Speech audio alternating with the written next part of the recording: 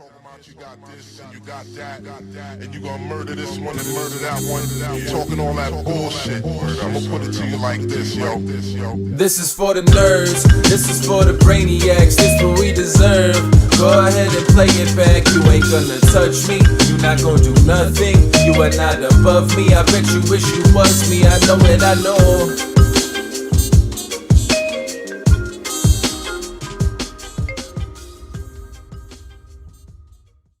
What is poppin', everybody?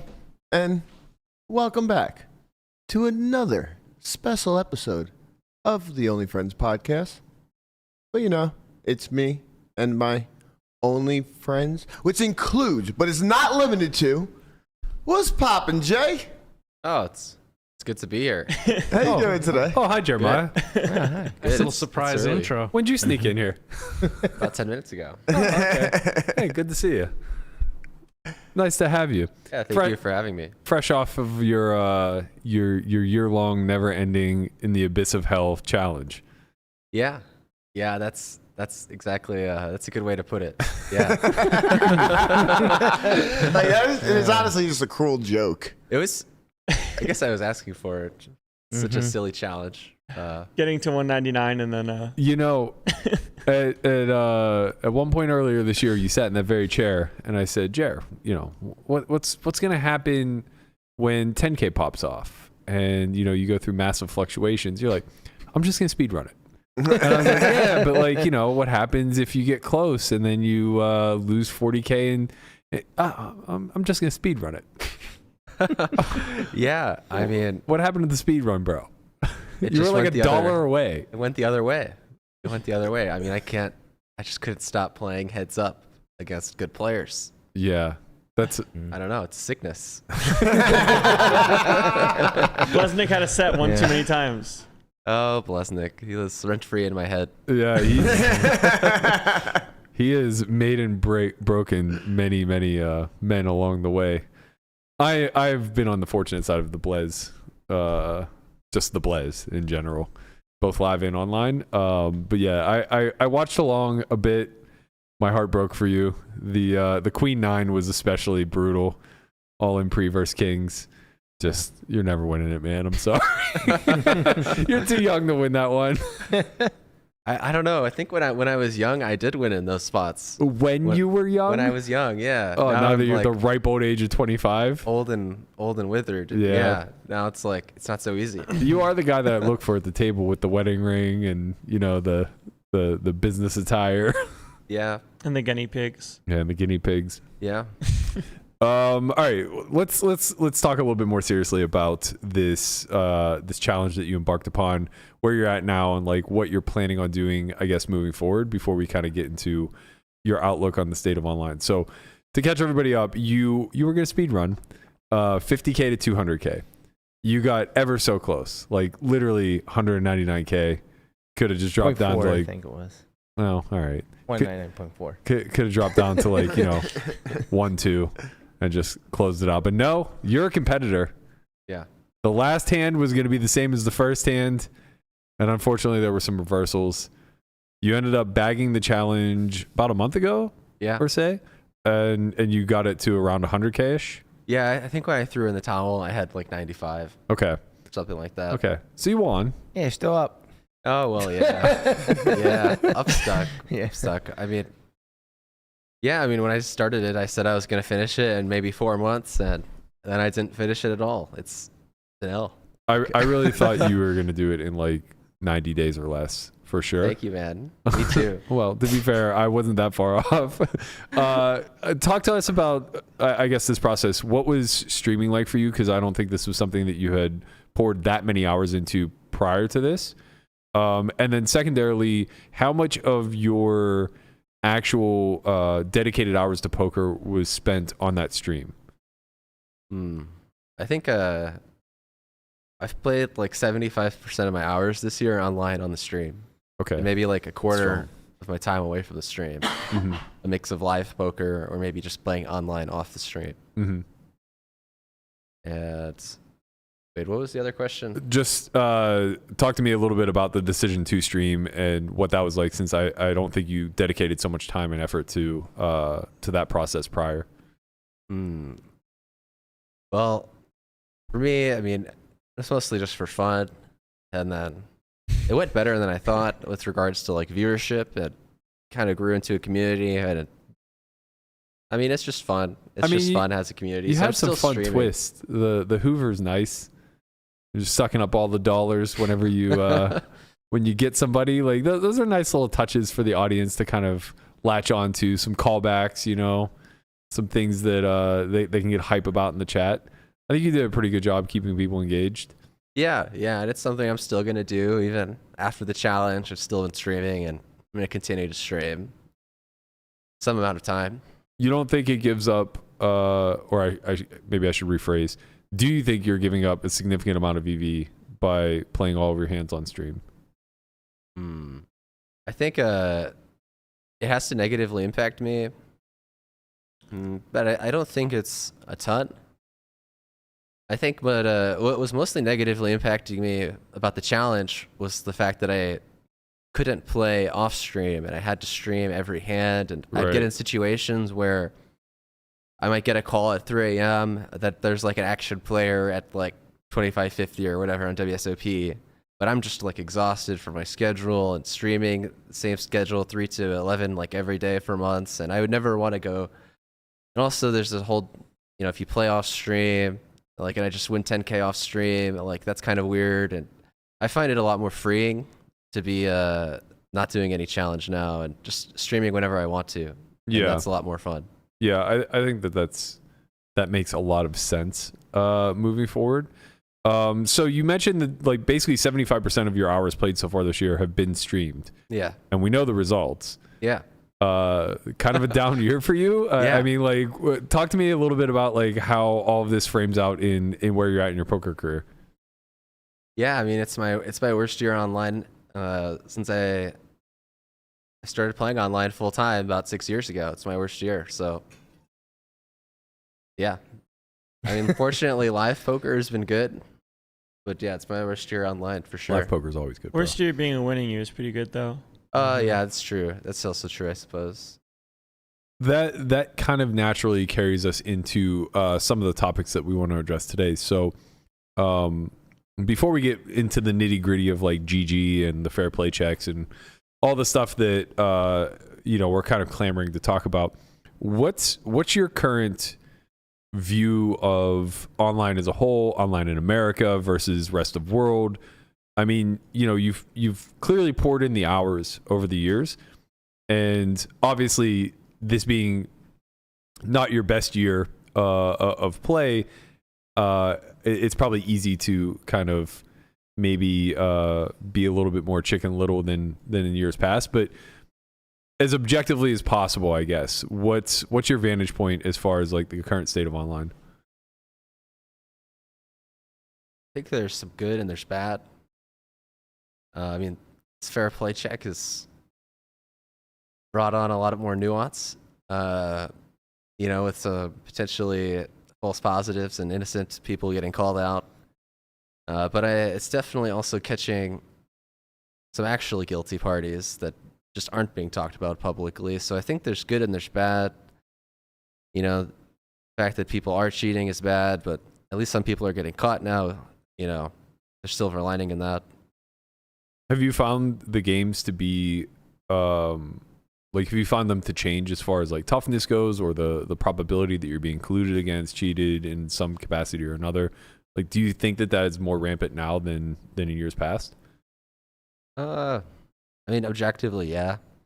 The barrier to entry is a lot lower now. I mean, anyone could subscribe to GTO Wizard. At least a couple years ago, the barrier to entry was much higher than it is now. So, yeah, I think there's, more cheating going on today than there was, a year or two ago, for sure. I played poker for 2 years before meeting you, and I didn't know how to run my own solve. I started playing 10 cent, 20 cent, backed by Steven, not running much solves, switched to working with you, and then that was my barrier of entry to solver work. It's I don't even want to run sims. This looks scary. Where now you just kind of have it at your fingertips. Yeah, I mean, exactly. There's pile solvers on the market for a long time, and there's a lot of people that just still weren't using it because the barrier to entry was there, and now it's a lot easier. Yeah, I mean, we've talked a lot about this, and I'll pick your brain a little bit about the fair play check as we get down a bit. I guess a little bit from my perspective, having been through maybe all the cycles of online, the ebbs and flows, is not necessarily that cheating is more rampant now, because I think collusion has just always been a pretty big issue. I think that maybe we didn't notice it quite as much in years past because people were so bad, both at playing in general and also at colluding. Like, I think back to whenever I was coming up pre-Black Friday, and the amount of people who would just collectively be playing like a final table where, somebody runs deep, their entire group is sweating, they're on, at the time, AIM, which eventually morphed into Skype, and they were basically on like group calls, whatever, and they were brain chowding this run, but everybody was so dumb. Like, myself and my groups included, like, we just knew absolutely nothing. So the amount of help that was being aided back then, I'm not excusing it, of course, but like, you get into a tough spot with kings and it comes ace high in a 3-bet pot. It wasn't like we had vision over how to navigate that spot via solves and like, oh, well, this range is good for me and I'm just going to bet small here, yada, yada, yada. No, it was like 2007 and that was the oh fuck me board, and people would just like randomly turn jacks into a bluff trying to get you to fold kings type of stuff. So the amount of like collective brain power that went into it is just like, I wouldn't fold here. And then somebody else going like, I don't know, man. I think we can just like let this one go and look for a better spot. And then the person playing goes, shut up. I got this.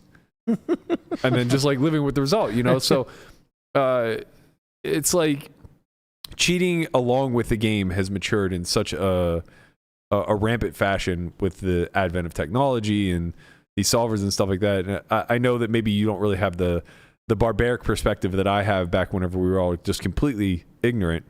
But have you kind of noticed a little bit of, I guess, that heightened sense of people's level of competency is just going up, and those who want to use it for bad, or I guess for their own betterment, are just a lot less detectable because they're just so much better at the scam, I guess, like the colluding aspect, the multi-accounting, the running sims in real time type of stuff.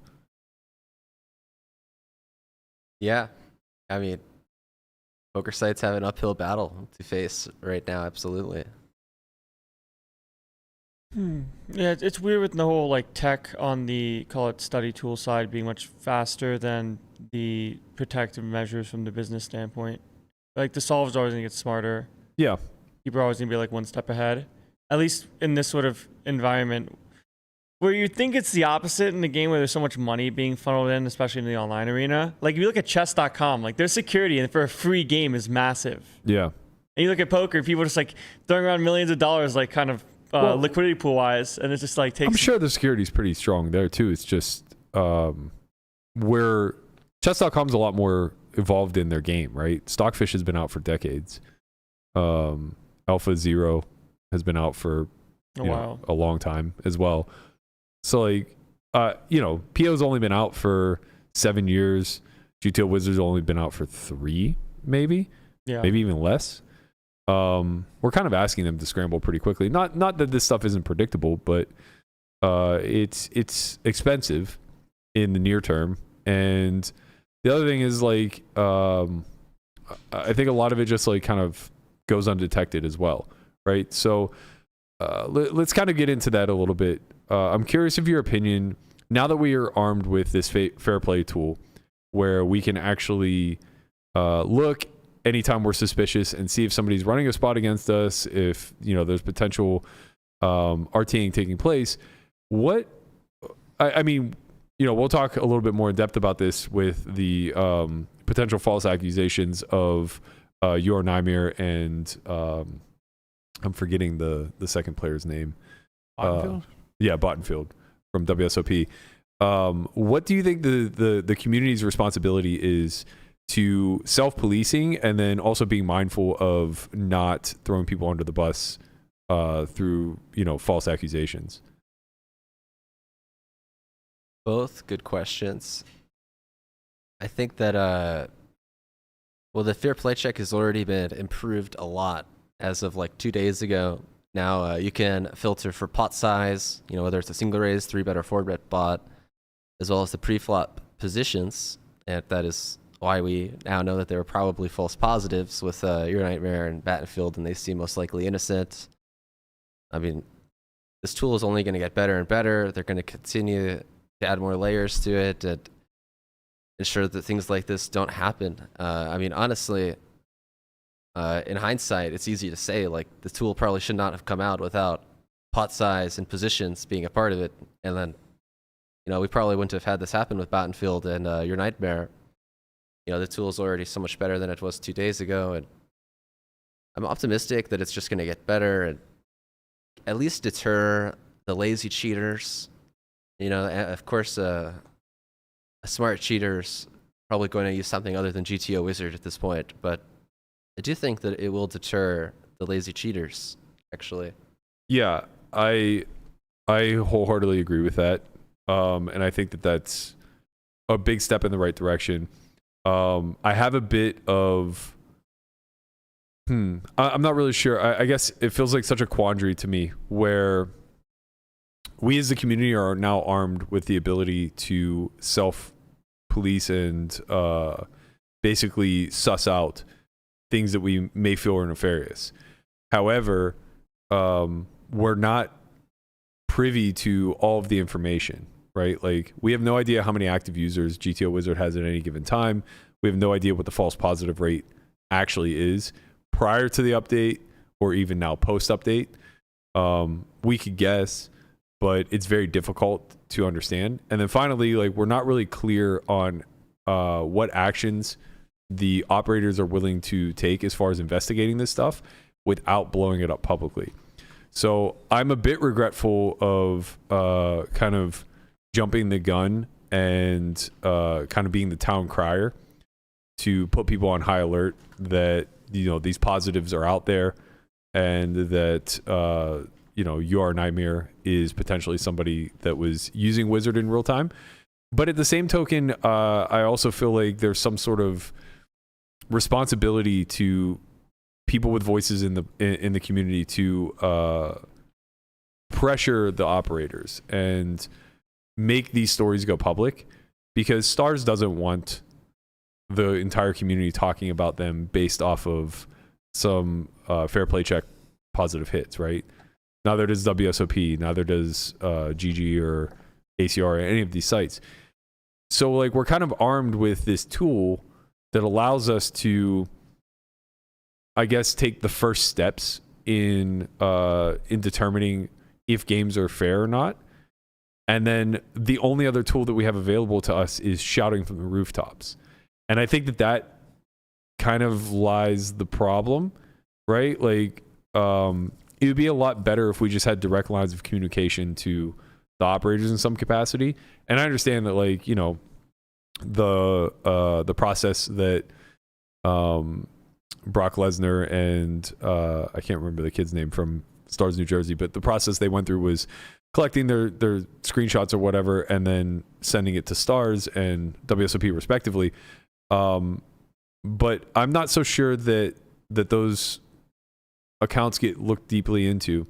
And the thing is, like, we won't know because they don't speak to us, right? Like, there's no representative from the operator that says, like, we take this very seriously, we're going to look into all accounts. Is it possible to make that change? And like have operators release that stuff, or no? It's not going to be a thing. Well, legal perspective. I think it's just like their choice, right? Like, if they wanted to have a public representative that said, we hear you, we understand that this is potentially a problem. When you come across things that you're suspicious of, please reach out and we'll remain in direct contact. Like have some ambassador-esque type of roll? They would have done that by now, don't you think? Yeah, for sure. Because I mean, there was already been cheating allegations as far as like people ghosting and other ways of cheating throughout the last year or so. So I think if they wanted to come out and have a representative, they already would have. I think the difference between ghosting and stuff like this when it comes to SIM database lookup is ghosting is kind of hearsay in a lot of aspects, unless there's like It's the only way to proof. police it, right? Yeah. There's really never going to be any hype or But with SIM stuff using the wizard as a website, there's potentially hard proof of using stuff in real time. right. Mm-hmm. So there is a difference between the ghosting type or they call it multi-accounting, Multi-accounting, also yeah. hearsay. Yeah, so I guess like that's a pretty good point to make in the sense that if our only means of recourse whenever something like ghosting or multi-accounting takes place is to literally out people, and we've been talking for months, or years, whatever, that outing people is like the best proactive step that we as a community can do.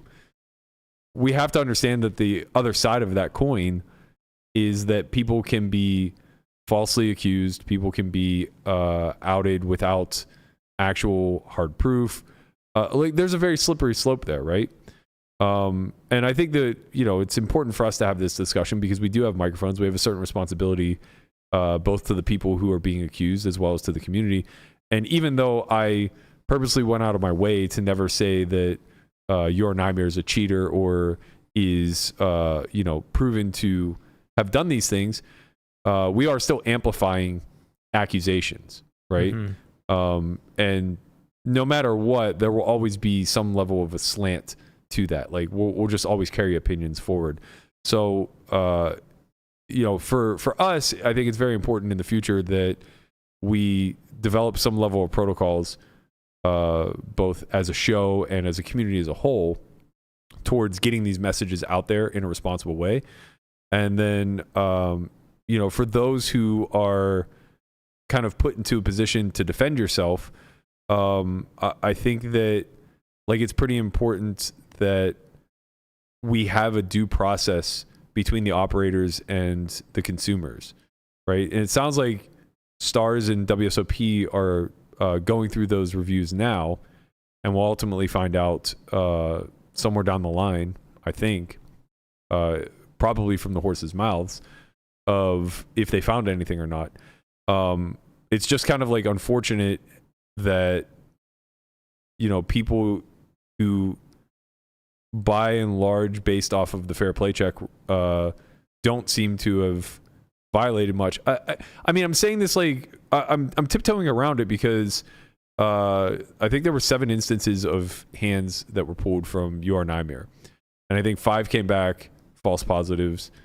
1 came back a very strong correlation, and 1 came back a very weak correlation. I think the SPR was. So we can go through these really quickly, Guap. I think the one that came back a strong correlation was a King 3-4 two-tone board. In game, it was King 3-4 2 diamonds and a spade. It was ran as King 3-4 2 spades and a diamond, which like we said, this is pretty common to switch it up. The timestamps matched, the stack depths matched, the pot size matched. They were cash games, which is the correct format. And I believe the positions matched. Yeah, it was blind versus blind. So there was a strong correlation there. The only difference being that in game, it came back. It was a offsuit card on the turn. So it was King 3-4 2 diamonds, 1 spade, turn 10 of hearts. In the spot check, it was a two-tone board. And we know that that's going to change strategy a bit, running it two-tone as opposed to just single flush draw. But this is still like some correlation. It's not nothing, basically. The second one was a 7-6-4 rainbow board that came back a positive. I think this was a 3-bet pot. Yeah, so this was a 3-bet pot. and it came back with 2 hits. Both hits like had a very loose correlation. The first hit is correct as far as stacks and pot depth goes, but the positions are incorrect. It came back blind versus blind. The second one was ran on Wizard AI, which is going to pose a problem for the fair play check tool as a whole, because positions no longer matter because you're not using a lookup database. You're just using ranges, which are imported by the user himself. So this one, the disconnect here is that it looks like it's coming back as a single raise pot, since there's only 6 big blinds in the middle. But what I want to caution people with whenever it comes to immediately writing this off as a false positive is that it could still just be 3-bet ranges ran at a slightly deeper SPR. So yeah, the SPR would be off, and that would change strategy a bit. But if you're relatively sharp, you could put 2 and 2 together. You'll be all right. Yeah. Going undetected. Anyway, I'm not using those as cases for suspicion or anything like that, because the other 5 were just like blatantly off. A lot of them were being ran as MTT spots. There was a King 9-3 board that was ran. I believe the positions were incorrect, and possibly also, yeah, it was a 4-bet pot in real time. It looks like it was ran as a 3-bet pot. The positions were incorrect. It was ran as cutoff button. The actual positions were big blind versus cutoff, I think. So yeah, I mean, there's enough inconsistencies here where I think, Stars will go through their investigation. The next one was Jack 8-7. It was both of those were ran as MTTs, which those ranges are going to be fucked because of ante. I'm kind of curious. Yeah. If this was like when this was ran, like was it before or after fair play was put out there? After. It was after? Yeah, everything had to be ran in less. Well, It from has to be when these 7-day spots window, were looked up, it was 7 days. Oh, okay. It was a 7-day window. Oh, okay, gotcha. Right. Yeah, the final couple positions were incorrect. It was ran like 8-7 deuce was ran as big blind versus button. The actual positions, I believe, were small blind versus button. Yeah.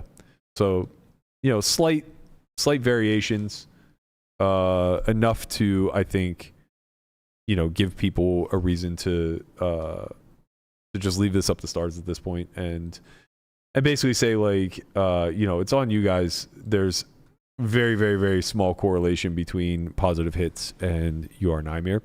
Yeah, there's a weird thing too, because when you think about like having somebody record their session, they can just not use it for that period of time, and then just kind of go back. And if they're like relatively reasonable at poker, it's going to be hard to detect that they're actually cheating. If they're really, really bad, of course, it's going to be like, okay, you're playing much differently than these in some spots than others. But if you're pretty decent and like no bet sizes. Well, I think if they are suspicious enough to ask him to do his own fair play check, like, monitor his play or whatever, they'll also probably just reverse engineer the hands that are in question, right? So there's 2 that are like loosely correlated to being a positive hit. If they can just reverse engineer the strategy based off of GTO Wizard and compare it to what happened in game, they might be able to draw something from that. Like, it might just immediately exonerate him because he played totally different than the sim. It seems tough because then also like smart cheaters might not use the highest TV or like highest chosen option. It is tough. Like if you know someone's going to overbet, like if and you see that overbet's the right option, right? But instead you just choose B50 because you're just like, overbet's going to get me caught. Then there's ways to duck and weave. From my vantage point, at what point, like, what would even be the point of using it then? Just kind of seeing what your range looks like as a whole, like the range shape, like knowing what checks, what bets. Well, as someone who's spent way too much time on this, the past week, I could tell. I've seen some cases, not many, but some cases that are very blatant. Like someone will just use it exact details, exact positions, exact stack size, every hand they VPIP. I've seen a couple cases that are like very clear cut like this. And I've also seen some stuff where they changed like I've been spending too much time on this. But one player following around, like, it's only some hands and it's always a different stack size. It'll be the exact board, but instead of 100 blinds, they're playing 77. Yeah. Or when they're actually like 120, then it might be 100. Mhm. And I've seen this a couple times. Like some people might change details, they might make it more difficult. And honestly, you could sink a lot of time into this, is what I've realized. And some of it's chasing ghosts, and some of it I think is finding real guilty parties. And yeah, I mean, a lot of regs that I talk to are also spending like a bunch of their free time just investigating now. And it feels to me like you really have to spend your time as a player, you have to study, and now you also have to investigate if you're going to play online full time. Right. Jeremiah, are these hands that you've actually looked up that you've played against people, or is this like a circle of friends? So it's some of them that I've actually played with the person, some hands that I'm just sweating a person, looking up while I'm sweating them, and then communicating with about 5 other people in the same pools on WSOP and Global. Okay. So at first I was playing with this person, and then I found out they're doing it. Then I sit out, and then you can watch. I mean, you can just run their hands in the fair play check while you're watching them. What are some certain things you look for that kind of tip you off that maybe something nefarious is happening? Well, long time shit regs. I'll say long time shit regs. All of a sudden start overbetting on rainbow disconnected flops. Yeah. Just playing a lot better than they used to. This was like alarm bell number 1. This is kind of the trend I've seen with like the most obvious cases. More overbets. So you're saying us shit regs are not allowed to get better? That's what's happening. No. It's like just kidding. it's to a level that's Right. You're allowed to get better. Yeah. You're just not that accurate. Right. It's- yeah. this is what it was. You're first like, telling okay, for these me. people never finding these unique spots, Well, yeah, and then like- all of a sudden they're coming consistently. Yeah, some regs I've played online full time with for literally 5 years, Mm-hmm. or 3 years, or anywhere in between. And yeah, that could say a couple times. I mean, I've seen shit regs seem to resort to it, and I haven't seen Mhm. any of like the long time top regs resort to it. Yeah. Well, this kind of almost is a little bit of a problem where if someone is not as sharp as you, they're not going to be able to spot the cheater. Like they could be getting cheated, but not understand that these are the correct plays that a player is making that hasn't made. So then they're not able to be alerted to the problem.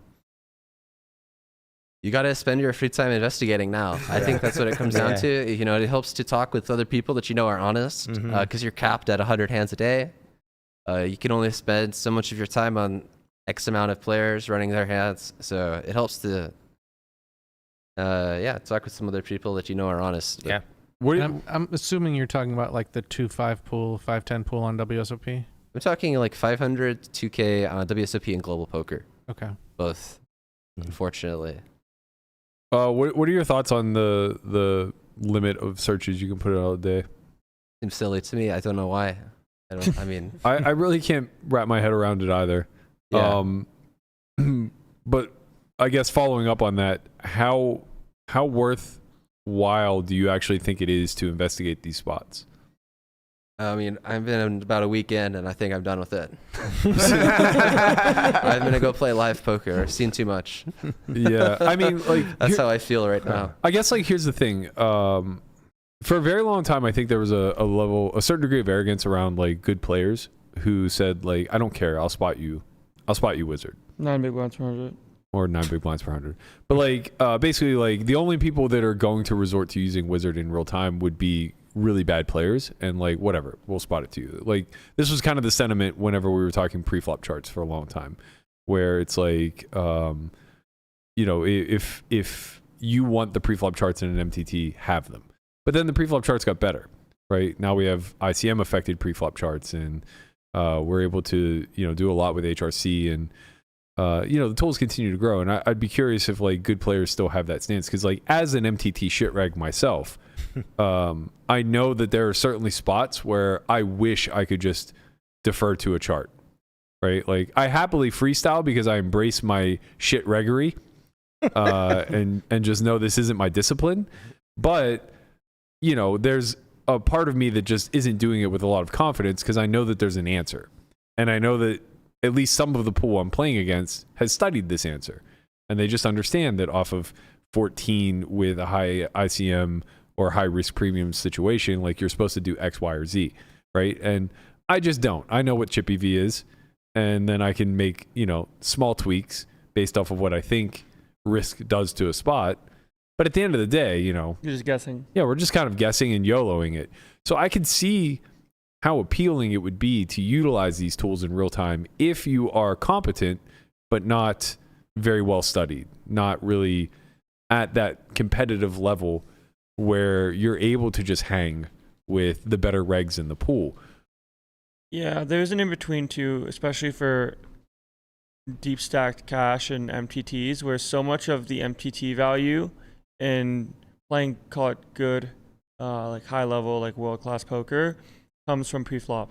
Just knowing your pre-flop spots, because your highest EV is going to be when you're shortest stacked. Yeah. Right. So putting in the money in well, and then when you add ICM into that, when you add like how much ICM right now, we have 50%, 25%, bubble, 10%, final 3 tables, final 2 tables, final table, and you just have all of these answers right at your fingertips. You're not going to make a theoretically incorrect jam again. Yeah, so I guess that's kind of starting to answer the question that I was posing, is how effective do we actually even think GTO Wizard is as a cheating device for those who choose to lean on it?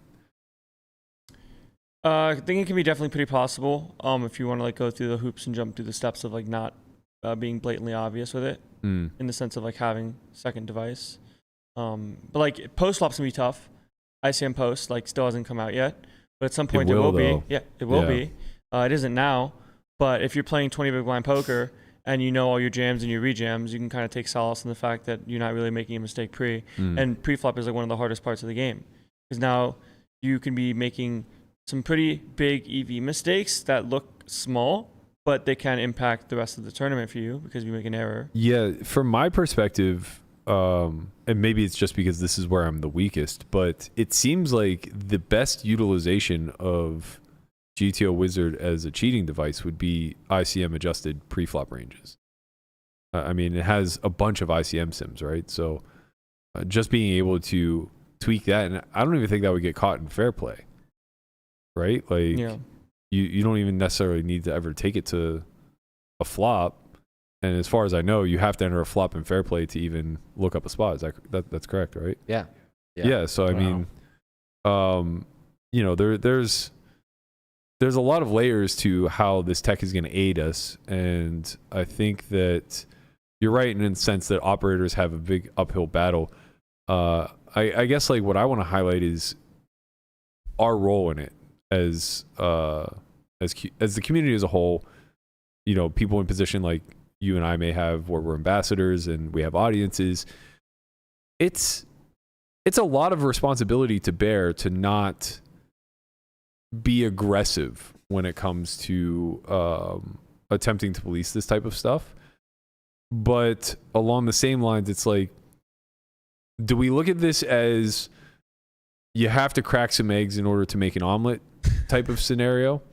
Or do we look at this as something similar to the court of law, where it's just full-blown innocence until proven guilty, in spite of the fact that there will never actually be anything public about if somebody is of guilt or innocence, right? Like either they disappear from the pool or they don't, kind of thing.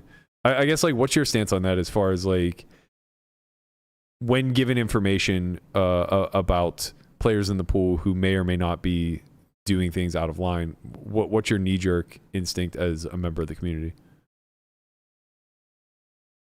My instinct is definitely shout it from the rooftops, but that is it's best, I think, now we want to let the poker sites handle these investigations and compile as much evidence as possible. Like, I'm going to give the poker sites a few weeks, and if the people that I know are cheating are not bad, then I think I'm going to give up faith, because some cases here are pretty clear cut. Does that mean you're going to be the Punisher of the sim streets? I don't know how long I have it in me, though. I not much. I don't really. I mean, ultimately, I think it's got to be on the poker sites to do this, and I think that asking all the online regs to be sleuths in their free time for 2 hours a day is not sustainable. Yeah. And I'm already sick of it personally. Jeremiah, if I may, Yeah. is it safe to say that within the last 5 or 6 days between you and your friends, you've already contacted WSOP on certain accounts? Absolutely. WSOP and Global Poker, yeah. And can I ask, obviously Absolutely. not details, but have you gotten at least a confirmation email saying, hey, we're going to look into this? Yes, just the standard. We will be investigating. These accounts are still actively playing and not frozen or locked or anything. We've reached out plenty of times. And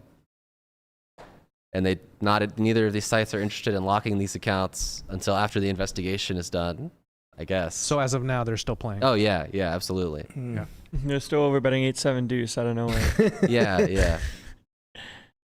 And I guess like following up with that, then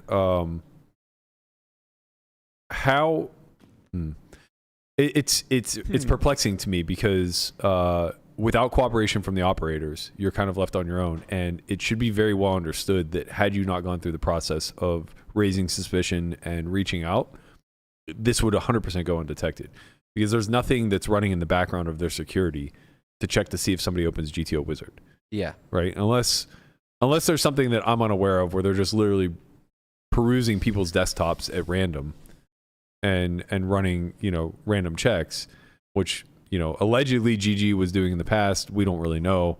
That was never confirmed. I'm going to go ahead and assume that they're not doing that. And if they are, they're not policing off of it. What then, like, I know that we say that this falls on the operators, but how would they ever be made aware of these situations? Like, another good one, for example, is the GG integrity of the game late reg, right? They had a situation come up where it looks as though 7 or 8 people regged at the same time. Max late reg had very few blinds and then just stalled their way into the money collectively as a table. Whether it was a bot ring or a collusion ring or just, 8 people who realized the dire straits that they were in and the only way that they were going to make money was cashing, and they all agreed to do so without, an unspoken agreement. We don't really know, but it happened, and without an observer or somebody at the table calling this behavior out, GG was never going to police this. And that was very evident in the statement that they put out. They basically said, unfortunately, this issue has been a rampant problem in MTTs, both online and offline worldwide. And the abuse reported has not been limited to players from certain countries. He said, GG has warned players suspected of this behavior for quite some time, and our warnings usually have been heard and acted upon. However, to solve this issue more decisively, we are going to release a software update sometime this month to ensure that every player registering late will be seated randomly, including at tournament tables that are full at that point. Which, to my knowledge, was how I thought all online sites were already operating. But I guess that's not the case. Based off the follow-up, he said currently both online and offline MTT tournament directors would place the next late registering player in an empty seat one by one to avoid unnecessary seat movement. However, this standard procedure could be exploited by some MTT regs and is what has been happening to date.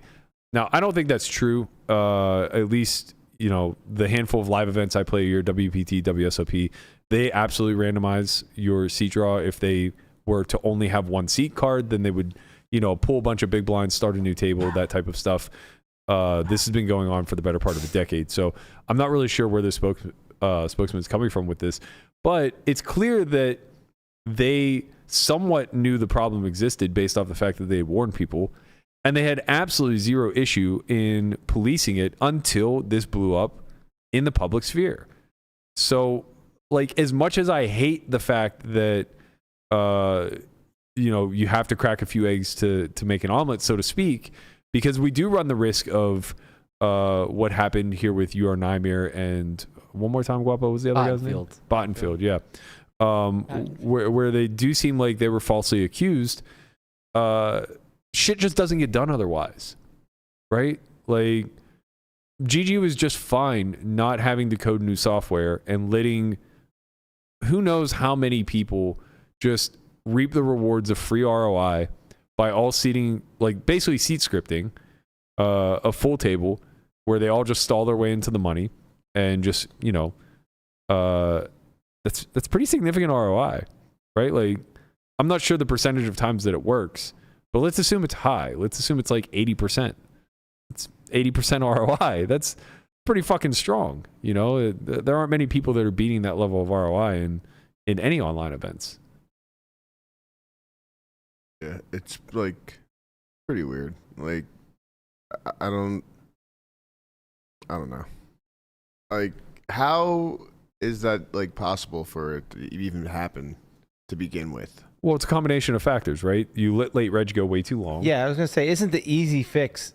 The easy fix Shorten is just late to shorten reg. it, but that cuts probably into their bottom line, which so they don't have For incentive sure. to do that. It's not even close. Right. Which is funny because the higher, like, you make pretty high EV from max late legging tournaments. Mm-hmm. Right. So, like, it increases the player's bottom line the later max late reg ends, and it increases the business's bottom line Right. for the longer they keep reg open. So you have this in between of, like, a swarm of people coming in late to max late reg, and then And trying then to have they found an exploit. Right. Yeah. We can all sit at the same table, all sit out, and that means that every time we register a tournament, we'll cash. Yeah. You don't need to win tournaments if you can cash 100% of them. Yeah. It's the Kessler strategy, but you always win. Right. Right. And then eventually, like, one person is going to emerge from that table with, you know, X some amount of chips. and Like, maybe they'll spend. Right. Exactly. Yeah. sometimes they'll spin. So Right. one person will always get some multiple of their ROI. So they're going to get like 100% plus, you know? Yeah, I don't know, man. I mean, it's so tough because I'm so sorry to the people that are falsely accused, to the UR Nymers and the Bottenfields. But at the same token, it's like, if they're innocent, there isn't going to be much in the way of ramifications here, I don't think. You know, maybe they just had to deal with a few emails back and forth with WSOP and whatnot. I could be wrong. They could be suspended. I'm not sure. I just know that their accounts are being looked into. So yeah, I don't know. I mean, I guess it's like it's different because, like, I've always been a hybrid guy and I've always leaned much more live.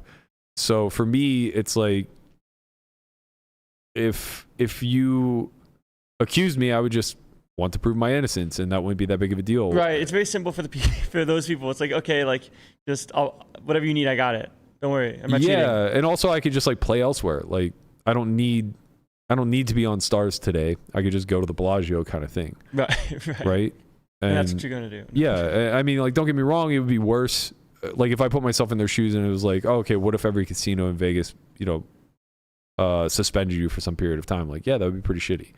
So, like, I totally understand where they're coming from in that regard. But I guess, like, from your perspective, somebody who's just always played online, this has to be, like, kind of par for the course at this point, right? Like, don't you almost expect that you're going to have to prove your identity at some point? You're going to have to prove your legitimacy. And I mean, isn't that the way we're kind of moving things? Yeah, I mean, absolutely. Not that unusual. I think, yeah, I don't know. I think that, like, as tech ramps up, the anonymity and the privacy aspect of playing online almost has to disappear. Oh, absolutely. I mean, Real names and shit. every site should be real name at this point.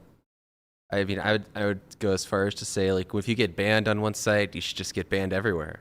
Yeah. I mean, Yeah. They don't cooperate that way, though. yeah. I mean, Right? it's unfortunate. It's the same live, though. You know, like, you get banned from MGM, you don't suddenly lose your ability to play Caesars. Yeah. Right. They don't share the black book type shit. Yeah, and also just, it doesn't matter to them, Yeah. Yeah. right? Like, for whatever reason, if you get banned from the WSOP, the Win doesn't give a shit. You know, they're happy to accept your business until you do something that affects them. Yeah. That says I don't want your business. Right.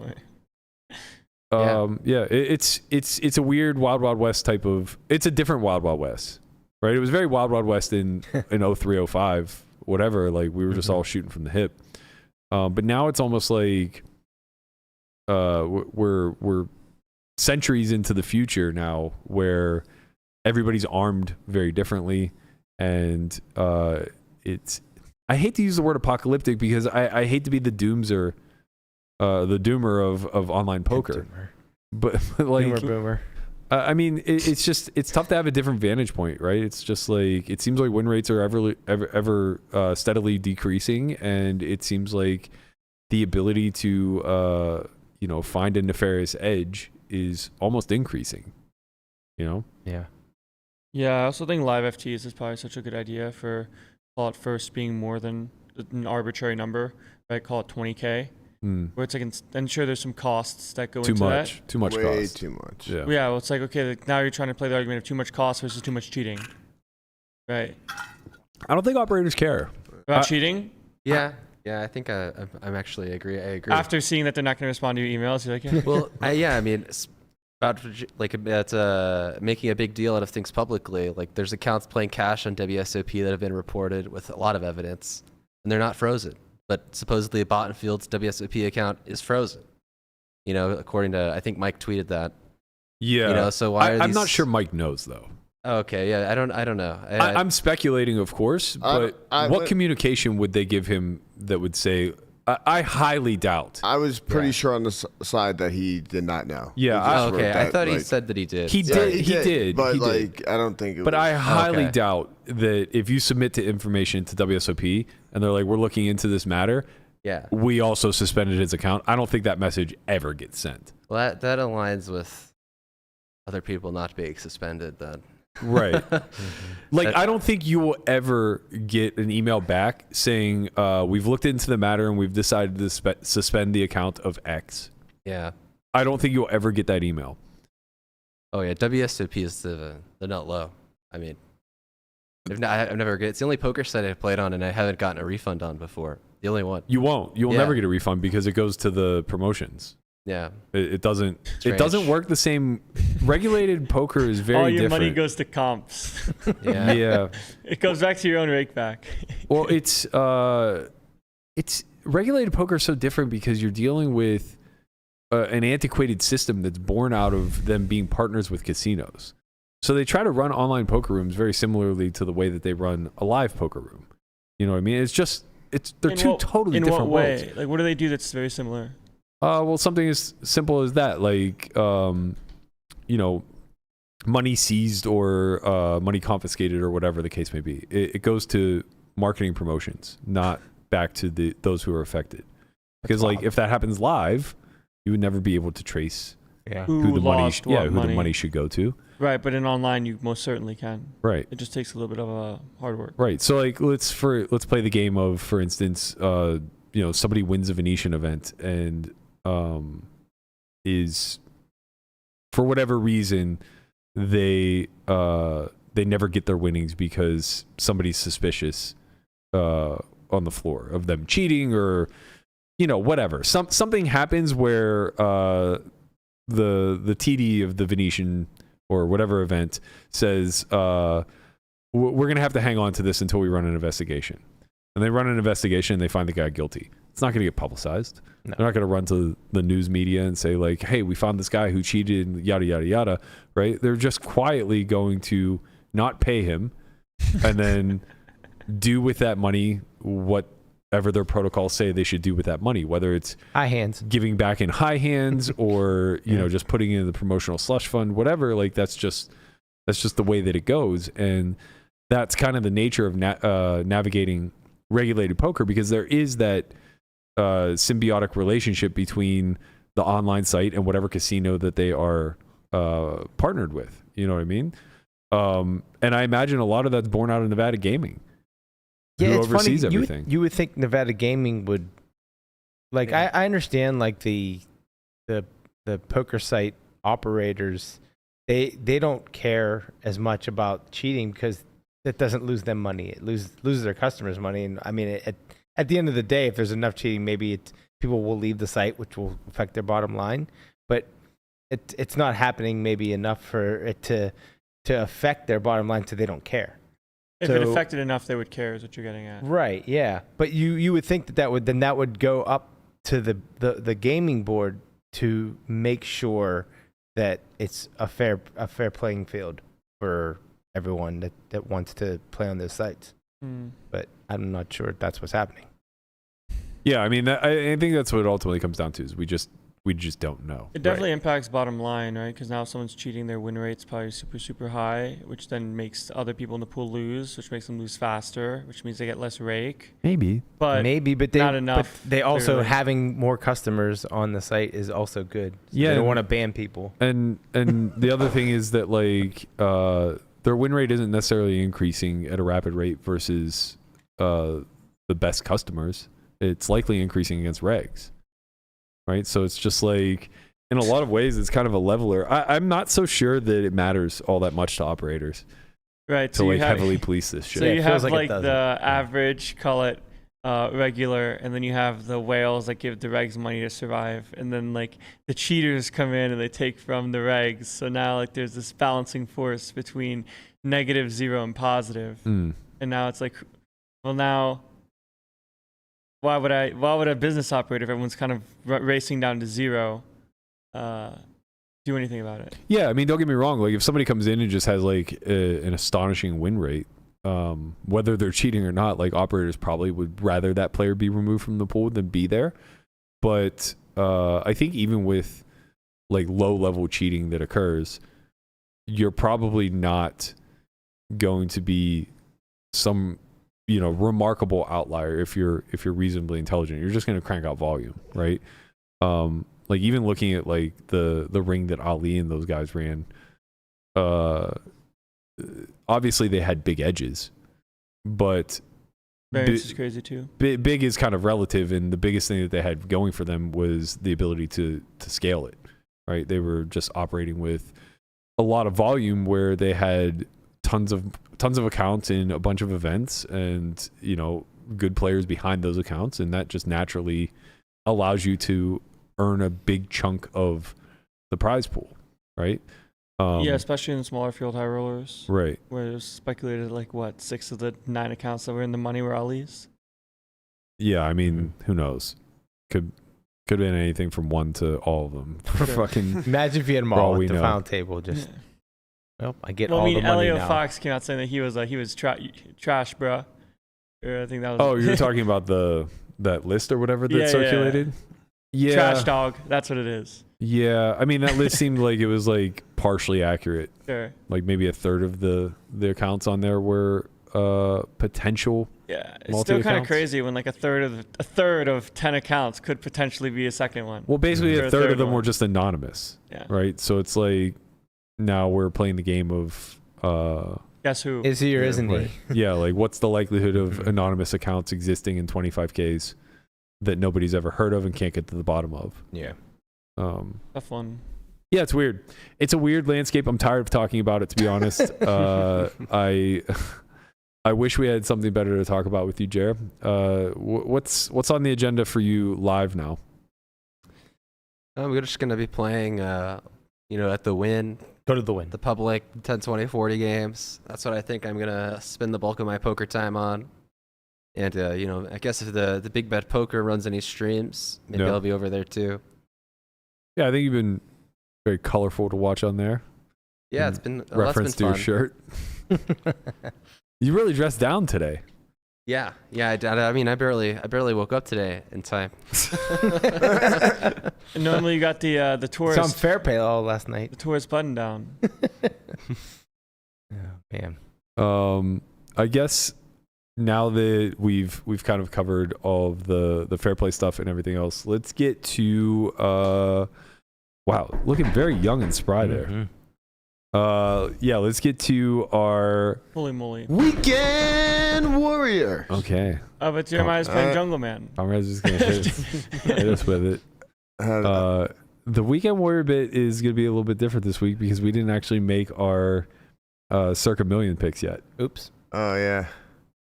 We forgot about that. Yeah. So how about instead of Weekend Warriors, we give a shout out to our sponsor for the week, Underdog Fantasy, and we hit everybody with our higher lower picks. I love higher lowers. We do love the higher lower here. Higher lowers. I wonder. You know what, Conrad? Go ahead and start. All right. You know what? Why don't you hit us with a surprise pick this week? All right. Well, they lowered Najee to 48.5. And I just don't get it because they have no Pickett. Whatever. I'm not. Pickett's in. Is he? Yeah. All right, well, he sucks anyway. So I'm not going there. I think Pickett sucks too much that they just give the ball to Najee. He gets some trash yards in his third or fourth. It's so stupid. Anyway, I'm going with the new man. A new quarterback for the Jets, and that's Zach Wilson. You're going higher on Zach Wilson? I'm going higher on 203. You're a disgusting and individual. He played good last week, and he lost the game. The game was on his ass, and I think he's going to come out and have a good game this week. You should be ashamed of yourself. No, he took responsibility for his loss last week. The Jets played for the first time in the media. He took responsibility for his loss. I've never seen someone flip-flop the way you do week after week. No, listen, I'm just watching what goes on. It's embarrassing. I'm just like, the way his attitude, he's never lost with Sauce Gardner in the lineup. I never said that. He said something What like about that. something like that with history not being important? Sauce Gardner goes on defense. I've never even said Sauce Gardner. Doesn't matter. All right. He said over Zach Wilson. I don't hate it because they play the Broncos. So honestly, I like it better than the lower on Najee. I like the lower on Najee if you guys had a quarterback or anything. If you guys had a chance, like, we're gonna win by 3.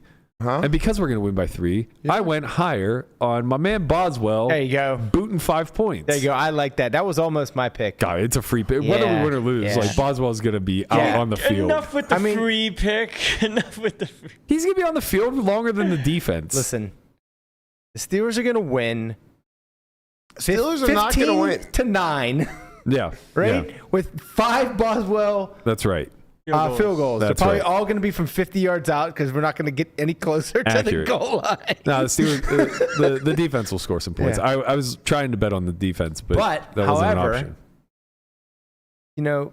The Steelers defense kind of got embarrassed a little bit this week. Yeah, a little bit. I mean, they, go on the road. They played against a tough Stroud. offensive line, man. They did, yeah. The makeshift fourth-string line. offensive line. The replacement squad. They kind of went up and down the field on them. So they're now back at home, coming off a loss. They are pissed. They're playing full pad practice. That's right. You know what that means? Sorry, Lamar. Ain't going to be happening for you. Lower on his passing yards. This is a good pick. This is a good pick. You're not getting to 200, Lamar. You ain't doing it. The Steelers are notorious Lamar killers, for sure. They are. Whether we win or lose. Might run for 150, but I would take higher than that. That's fine for you, yeah. I will definitely take Lamar as the leading running back in that game. Well, yeah, that makes sense. Without question. Yeah. Wait, do we have a higher, lower rushing yards for him? I feel like we should just go double then. I mean, yeah, they do, but we already have our picks in, Landon. Yeah. Don't fuck up the bit. I'm not Right. fucking up the bit. Come on. Guapo, what do you got? Mr. Trevor Lawrence. I just need him to throw 1 pick. That's Okay. it. Okay, you got higher on 0.5 picks. That is correct. Higher on 0.5 That picks. seems kinda He's sharp. playing the Bills in London. Oh, in that's- London. Yeah. That's a good place to throw a pick. So That is a yeah, good of place to throw a course, pick. I mean, Bills defense is pretty nasty. They get Come the on, the Celtics going. Bills. All right, Landon, last but not least. I don't know how to say his last name. Someone's got to take it from me. Achane. Achan. Devon Achan, higher than 50.5 rushing yards. He really should call it A-Chain. It was people were calling No, it A-Chain I for know, so I know. long, and then he just let it happen for like a year, and then he's like a week ago he's like it's actually A-Chan. No, it's an The A-Chan. E being silent is absurd. Yeah. There's a and show also called The just Boys. like chain. Come on. move Well, there's the a show chain. called The Boys, and there's someone that's like very fast, and his name is A-Train. Right. Yeah. So he's The Boys. A-Chain. Yeah, it's a come very on, the easy. boys. It's very easy. It's a very common nickname. All right, so you got A-Chan over 50.7, or sorry, higher. So close. Higher. God We damn almost it. did it. We almost did we it. almost Oh, did it. God. We're doing so good, and then you just ruin it. We're so good at the higher lowers. Yeah, higher 50.5. I mean, he's been cooking. We got a lot of hires this week. Dolphins coming off a loss. They're playing the Giants, Conrad's favorite team of all time, Favorite team of all time. with the best defense of all time. All right, so we have 4 hires and a Did you lower. guys see any dimes last week? Dude, my Tua pick was Danny cooking. Dimes. Yeah, you know he how looked like quickly shit. I drafted him in the 8th round on auto draft, of course. You know how long he lasted on my team? Not very long. 2 weeks, just long enough You to know give me what he should 35 do? points. He should throw the ball to the biggest, most athletic person on the team, which is Darren Waller. Oh, yeah. Darren Waller in the end zone like this. Hey, throw me the ball. Nah, I'm just gonna throw a pick six Nah, instead. you're just getting sacked. Don't Yeah. worry. I mean, throw it to this man. Just throw it in his general direction. I have him on 3 of my fantasy teams, but just throw him into his general direction, and he will make a play. Bum. And then he'll smash somebody down and run all the way to the end zone. They all stink. I don't know. They all stink. We got a trip together. We do. Jeremiah, thank you so much for joining us. Always enlightening. Great to have you in studio. I wish you the best in whatever endeavors and battlefields you choose to take on. Just go to the moving forward. I'll see you in the live streets for sure. We do have a trip lined up. We're heading to Big Bear as soon as we break down the set here. We're going to be coming to you live from our cabin Monday and Tuesday. I guess I got downvoted for live from the party bus. No. Sorry guys, I did my best. We'll get some behind the scenes footage for you that we'll roll out throughout those podcasts. So be sure to tune in. We'll be back Monday at noon, probably noon every day next week, or at least we're going to attempt to be. And we're going to go try to find God. See you in the mountains. Thank you guys all for watching. We'll see you then. Peace.